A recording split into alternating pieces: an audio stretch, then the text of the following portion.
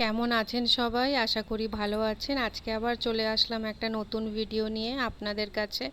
আজকে হচ্ছে বৃহস্পতিবার। তো আজকে ভাবলাম জলখাবারে একটু রুটি পরোটা না করে আজকে একটু ধোসা বানিয়ে দিই। আসলে আমার মেয়ে কালকে রাতে বলে রেখেছিল, মা কালকে না রুটি পরোটা কিছু খাবো না, কালকে একটু ধোসা বানিয়ে দিও আমাকে। তো ওই জন্য বলার সঙ্গে সঙ্গে কালকে রাতেই চাল ডাল সব ধুয়ে ধায়ে রেখে দিয়েছিলাম। তারপরে সকালে উঠে একটু তাড়াতাড়ি উঠে গেছিলাম, কারণ এগুলো পিষে বানাতে তো একটু সময় লাগে। তারপরে যেহেতু আজকে বৃহস্পতিবার, তো পুজোও তো করতে হবে। তারপরে রান্না করা আছে, তারপরে ওর বাবার না আজকে সেকেন্ড শিফট অফিস আছে, মানে ও 1:30 নাগাদ বেরোবে, তো তাই জন্য একটু তাড়াহুড়োই ছিল সকালবেলা। বলতে গেলে তাড়াহুড়োর মধ্যেই ধোসা বানানো হয়েছে, তো খুব একটা ভালোভাবে বানানো হয়নি, দেখতেই পাচ্ছেন একটু উল্টো পাল্টা হয়ে গেছে। যাই হোক, মাঝে মাঝে এমনি হয়ে থাকে না তাড়াহুড়োর মধ্যে। তো ব্যাস ধোসা বানানো হয়ে যায়। ধোসা বানানোর সাথে সাথে সাইডে একটু চাও করে নিই, তাহলে দুটো কাজ একসাথেই হয়ে যাবে, তাহলে জলখাবারের পাট একেবারেই চুকে যাবে, তারপরে পুজো পাঠ করে রান্না করব।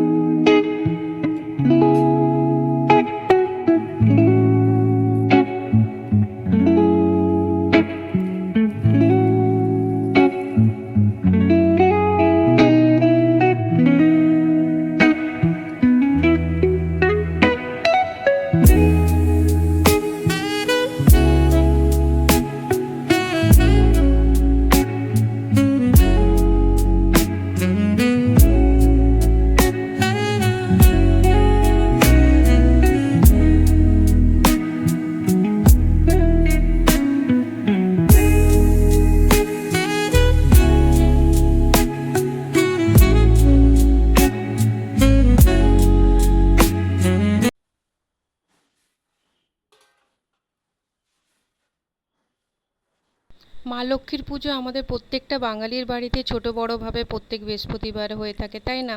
অনেকে মা লক্ষ্মীর মূর্তি রেখে পুজো করে, অনেকে আবার মা লক্ষ্মীর ফটো রেখে পুজো করে।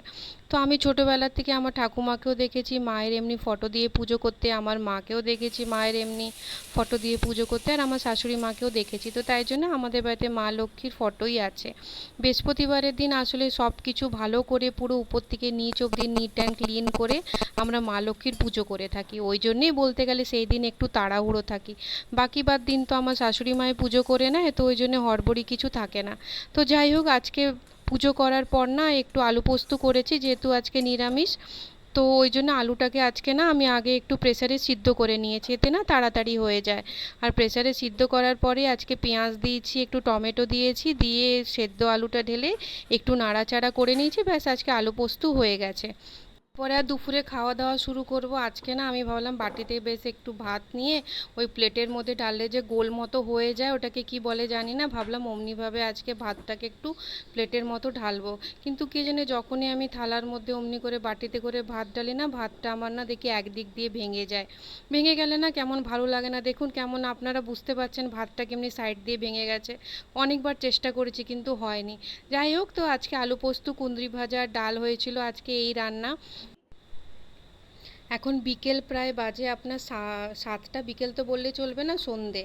তো সন্ধেবেলা এখন মেয়ে বললো, মা বিকেলে না আজকে একটু কেক বানাবো। তো আমি দেখলাম হ্যাঁ ঠিক আছে, কেকের অনেক কিছুই ঘরে আছে প্রায়। ঠিক আছে চলো কেক বানানো যাক। তো ওই জন্য আজকে একটু বিকেলে আমরা কেক বানালাম। তো কেকটা আমি এমনি ওই কাপ কেক বানিয়েছি, যেটাকে মাক কেক বলে। তো ওই ব্যাস আজকে সন্ধেবেলায় কেক দিয়ে আজকে আমাদের একটু স্ন্যাক্স মতো হয়ে গেল। তো আজকে ভিডিওটা আমি এখানেই শেষ করলাম। আশা করি আপনাদের ভালো লাগবে। যদি ভালো লেগে থাকে তাহলে আমার ভিডিওটা লাইক করবেন আর সাবস্ক্রাইব করবেন। আবার দেখা হবে একটা নতুন ভিডিও নিয়ে।